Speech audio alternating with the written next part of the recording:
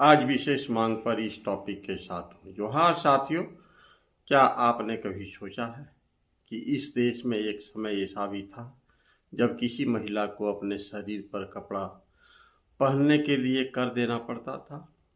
हाँ, केरल की धरती पर एक ऐसा कर था जिसे कहा जाता था स्तन कर। और उस अन्याय के खिलाफ एक साधारण दलित महिला ने इतना बड़ा कदम उठाया कि इतिहास भी सन रह गया। आज की कहानी है प्रतिशोध की, आज की कहानी है आत्मसम्मान की, आज की कहानी है नांगेली की। यह घटना 1800-1803 के बीच मानी जाती है। स्थान केरल का त्रावणकोर राज्य। उस समय समाज पूरी तरह जाति व्यवस्था में बंधा हुआ था। ऊंची जाति अधिकारों के साथ, निचली जाति अपमान के साथ। दलित और पिछड़ी जाति के महिलाओं को ऊपरी कपड़ा पहनने की अनुमति नहीं थी। अगर वे अपने शरीर को ढकना चाहती थी तो उन्हें मूल कर्म नाम का कर देना पड़ता था। यह कर था अपमान का, यह कर था असमानता का। मूल कर्म का मतलब स्तन कर। इतिहासकार बताते हैं कि यह केवल नीची जाति के महिलाओं पर लगाया जाता था।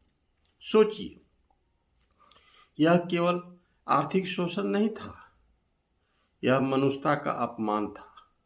यह सवाल है, कर शरीर पर क्यों? उत्तर साफ है, ताकि उन्हें याद रहे कि वे नीची हैं। यह व्यवस्था सिर्फ राजसत्ता की नहीं थी, यह सामाजिक मानसिक की भी थी।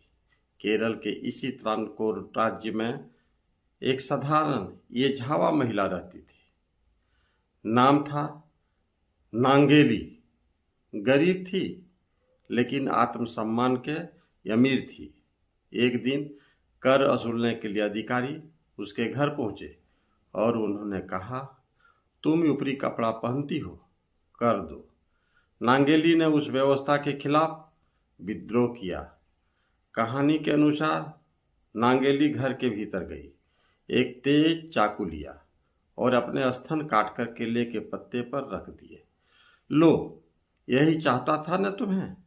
और धड़ाम से गिर गई। अत्यधिक रक्तस्राव से उसकी मृत्यु हो गई। उसके पति ने भी शोक में चिता में कूदकर प्राण दे दिए।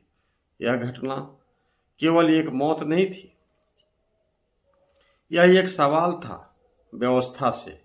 इस घटना की कहानी लोक स्मृति का हिस्सा है, चाहे नांगोली की कहानी पूरी तरह दस्तावेजों में दर्ज हो या नहीं। यह प्रतिशोध का प्रतीक बन चुकी है और आज भी वहाँ उसकी पूजा होती है। नांगेली हमें सिखाती है, सम्मान मांगा नहीं जाता, लिया जाता है। वह हमें याद दिलाती है कि सबसे बड़ी क्रांति आत्मसम्मान की होती है। सोचिए। जय भीम, जय संविधान।